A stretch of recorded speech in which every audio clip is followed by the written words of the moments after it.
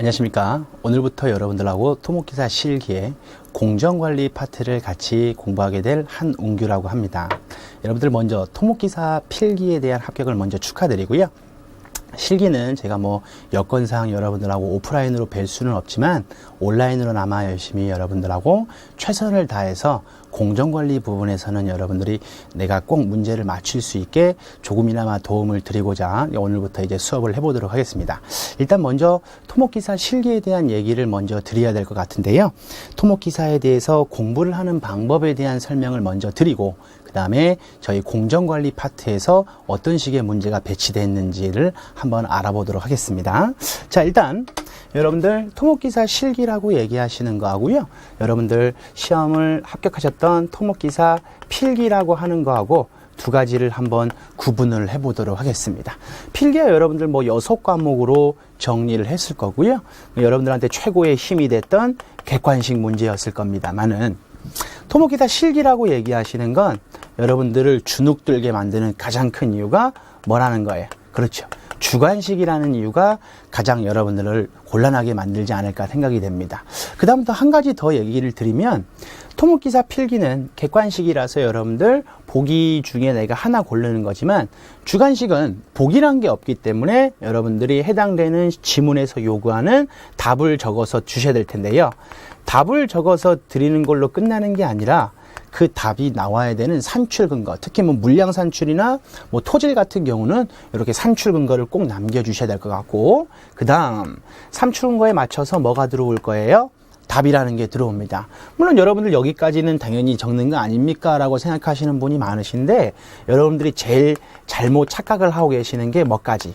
단위까지. 그래서 요 세 가지에 대한 인자 중에 하나라도 빠지면 그 문제는 오답 처리된다는 거 꼭 기억을 하셔야 됩니다. 그래서 예전 같으면 여러분들 문제 풀 때 내가 여기서 풀다가 여기서 풀어서 해당되는 보기만 체크했으면 됐었지만 이제는 여러분들 그렇게 푸는 게 아니라 여러분들 책을 이렇게 보시면 책의 해설을 보면 한눈에 이렇게 이해도 되고 눈에도 들어오시잖아요.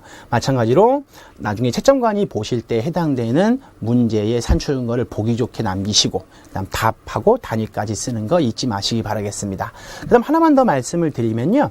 토목기사 필기는 여러분들 총 역학부터 시작해서 상하수도공학까지 총 6과목으로 수업을 진행을 했고 그거에 대한 시험을 봤을 겁니다. 그러면 역학의 한 문제든 상하수도의 한 문제든 결국 문제 자체 내에서 받는 배점은 똑같을 겁니다. 맞죠, 여러분들? 총 120문제 중에 하나인 거고 120문제 중에 하나고 얘를 하나 맞았다고 2개 맞은 걸로 쳐주는 거 아니시잖아요. 그런데 실기는 여러분들 자, 일단 한번 적어볼까요? 저희가 얘기하는 물량 산출이라는 게 있습니다.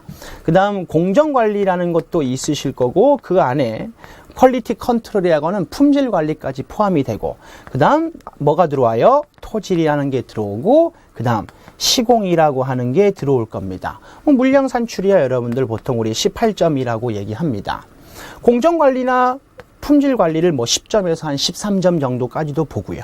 토질은 여러분들 한 30점 보시겠죠, 여러분들. 대충만 잡아도 한 50점 나올 겁니다. 그 나머지 50점을 전부 다 어디서 시공해서 정리를 하겠다는 거죠. 물량 산출해봐야 여러분들 내가 철근 양을 구하거나 철근을 배근할 거니까 철근 양 구하고 해당되는 철근 양 말고 여러분들 콘크리트를 치기 위해서 거푸집을 되겠죠? 거푸집 양도 구하고 콘크리트 양까지 구하는 문제입니다. 그렇게 해서 18점이라고 얘기하는 거고 공정관리는 여러분들 공정표를 작성하는데 모든 공정표에서 시험 문제가 제일 많이 나가는 건 네트워크 공정표에 관련된 문제일 겁니다.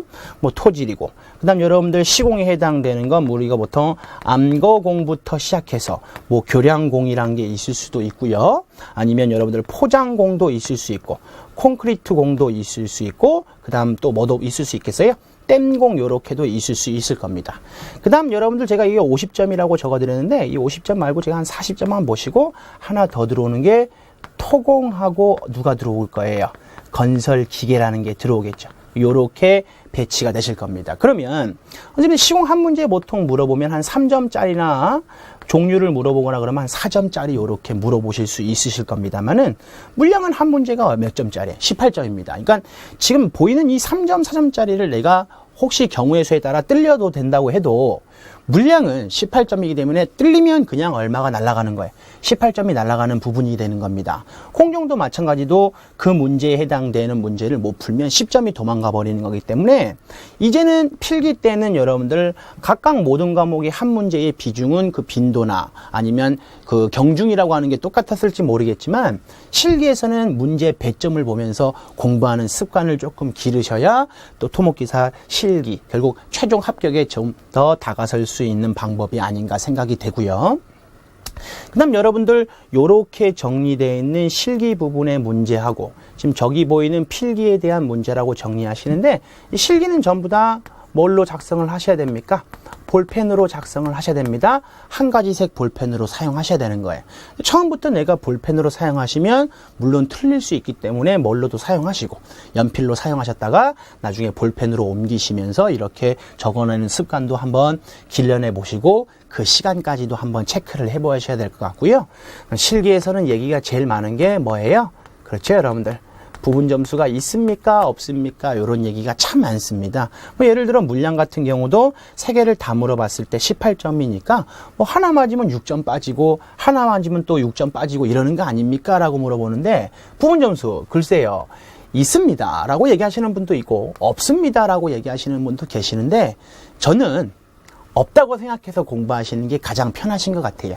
부분 점수를 주는 건 하늘에서 주는 점수고요. 선생님이 부분 점수가 얼마나 있겠다. 누구한테 물어본들. 아니면 선생님 본인 스스로 내가 부분 점수가 몇 점 맞을 거라는 건 굳이 생각 안 해도 될 것 같습니다. 공부하실 땐 선생님이 확실히 맞는 답만 맞는 걸로 정리하시고 부분 점수는 없다고 생각하시는 게 차라리 내가 더 어렵게 공부하고 힘들게 공부해야 결과는 좋게 나오는 거니까요. 이쪽 부분은 조금 잘 정리를 해주시면 될 것 같습니다. 그러면 이제 여러분들 각각 출제 경향을 한번 판단을 해보도록 하겠습니다.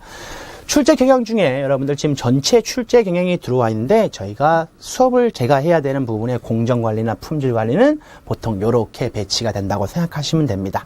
그래서 공정관리에서는 아까 말씀을 드렸던 대로 거의 다 네트워크 공정표로 보통 시험 문제가 나오게 되는 거고요. 네트워크 공정표 말고 이자라고 돼 있는 이쪽 부분은 네트워크 공정표 외에 뭐가 하나가 더 추가되냐고 생각하냐면요, 여러분들. 여기에 기법 중에 퍼트 기법이라는 게 하나 있을 겁니다.